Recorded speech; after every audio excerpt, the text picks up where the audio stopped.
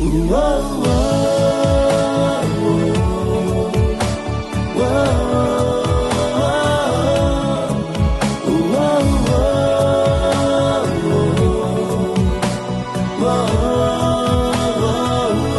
Hello ನಮಸ್ತೆ, ಎಲ್ಲರೂ ಹೇಗಿದ್ದೀರಾ? ಚೆನ್ನಾಗಿದ್ದೀರಾ ಅಂತ ನಾನು ಅಂದ್ಕೊಂಡಿದ್ದೀನಿ. ಯಾಕಂದರೆ ನಾನು ಮತ್ತು ನಮ್ಮವ್ರು ಚೆನ್ನಾಗಿದ್ದಾರೆ, ನೀವು ಮತ್ತು ನಿಮ್ಮವ್ರು ಹೇಗಿದ್ದೀರಾ ಅಂತ ಕೇಳ್ತಾ. ಸೊ ಇವಾಗ ಯೂಟ್ಯೂಬಲ್ಲಿ ಟ್ರೆಂಡಲ್ಲಿದೆ ನಮ್ಮ ಕಿಚ್ಚ ಸುದೀಪ್ ಅವರು.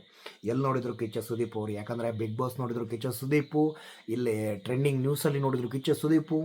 ಇವತ್ತು ಒಂದು ಟೀಸರ್ ಪೋಸ್ಟರ್ ಒಂದು ಬಂದು, ಮೋಷನ್ ಪೋಸ್ಟರ್ ಅಂತ ಹೇಳ್ಬೋದು.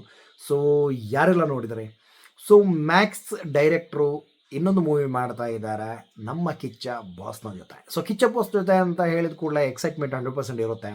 ಸೊ ಇದು ಮ್ಯಾಕ್ಸ್ 2 ಅಥವಾ ಮ್ಯಾಕ್ಸ್ ಅಲ್ಲದೆ ಬೇರೆನೇ ಸ್ಟೋರಿ ಅಂತ ನೋಡಬೇಕಿದೆ.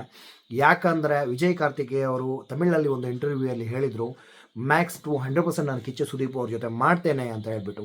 ಇಲ್ಲಿ ಕಿಚ್ಚ ಸುದೀಪ್ ಅವರಿಗೆ ಕ್ವಶನ್ಸ್ ಕೇಳಿದಾಗ ನಿಮಗೆ ಗೊತ್ತೇ ಇದೆ, ಅವ್ರು ಯಾವತ್ತೂ ಡೈರೆಕ್ಟಾಗಿ ಆನ್ಸರ್ ಮಾಡೋದೇ ಇಲ್ಲ. ಸೊ ಅವರು ಹೇಳೋ ಪ್ರಕಾರ ಇದು ಮ್ಯಾಕ್ಸ್ 2 ಅಲ್ಲ ಅಂತ ಒಂದು ಭಾವನೆ ಬರ್ತಾ ಇದೆ. K47 ಅನ್ನೋದು ಮ್ಯಾಕ್ಸ್ 2 ಅಥವಾ ಇದು ಬೇರೆನೇ ಸ್ಟೋರಿಯಾ ಅಂತ. ಯಾಕಂದರೆ ತಮಿಳ್ ಇಂಡಸ್ಟ್ರಿಯವರು ಅಥವಾ ತೆಲುಗು ಇಂಡಸ್ಟ್ರಿಯವರು ನೋಡಿದರೆ ನಿಮಗೆ 100% ಗೊತ್ತಿದೆ, ಅವರು ಯುನಿಕ್ ಆಗಿರುವಂಥ ಸ್ಟೋರಿಯನ್ನು ತೆಗಿತಾರೆ.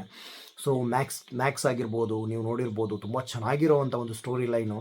ಎಲ್ಲೋ ಒಂದು ಕಡೆ ಪ್ರಮೋಷನ್ ಮಿಸ್ ಆಗಿರೋದನ್ನೋದು ಸ್ವಲ್ಪ ವೀಕ್ ಆಯಿತು, ಇಲ್ದಿದ್ರೆ ಟಾಪಲ್ಲಿ ಇರ್ತಿತ್ತು ಅನ್ನೋದು ನನ್ನ ಅನಿಸಿಕೆ. ಯಾಕಂದರೆ ಆ ಮೂವಿಯ ಹಿಂದಿ ಅವರು ರಿವ್ಯೂ ಕೊಟ್ಟಿರೋದಾಗಿರ್ಬೋದು, ತೆಲುಗು ಇಂಡಸ್ಟ್ರಿಯಿಂದ ಬಂದಿರೋಂಥ ರಿವ್ಯೂ ಆಗಿರ್ಬೋದು, ತುಂಬ ಚೆನ್ನಾಗಿತ್ತು.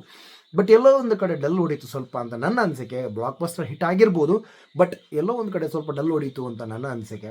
ತುಂಬ ಚೆನ್ನಾಗಿರೋ ಸ್ಟೋರಿ ಲೈನ್ಗಳನ್ನು ನಮ್ಮ ಕನ್ನಡ ಇಂಡಸ್ಟ್ರಿಯವರು ಎಲ್ಲೋ ಒಂದು ಕಡೆ ಪ್ರಮೋಷನನ್ನು ಅಷ್ಟಾಗಿ ಮಾಡದೆ ಡಲ್ ಹೊಡಿಸ್ತಾ ಇದ್ದಾರೆ ಅಂತ. ಸೊ ಮೋಷನ್ ಪೋಸ್ಟರ್ ಅಂತೂ ಬಂದಿದೆ. ಸೊ ನೋಡಬೇಕಿದೆ ಯಾವಾಗ ರಿಲೀಸ್ ಆಗುತ್ತೆ ಅಂತ. ಅದಕ್ಕಿಂತ ಮುಂಚೆ ಬಿಲ್ಲಾರಂಗ ಭಾಷಾ ಅನ್ನೋದು ಕಿಚ್ಚ ಸುದೀಪ್ ಅವ್ರದ್ದು 100% ಈ ವರ್ಷ ಬರ್ಬೋದೇನೋ ಅನ್ನೋದು ನನ್ನ ಅನಿಸಿಕೆ. ವರ್ಷದ ಎಂಡಲ್ಲಿ ಈ ಮೂವಿ K47 ಅನ್ನೋ ಮೂವಿ ಬರುವ ವರ್ಷ 100% ಬರುತ್ತೆ. ಸೊ ವೆಯ್ಟ್ ಮಾಡೋಣ. ಸೊ ಇನ್ನಷ್ಟು ಮಾಹಿತಿಗಳ ಜೊತೆಗೆ ಮತ್ತೆ ಬರ್ತೇನೆ ಅಂತ ಹೇಳ್ತಾ, ಸೊ ಟೇಕ್ ಕೇರ್, ಬಾಯ್ ಬಾಯ್.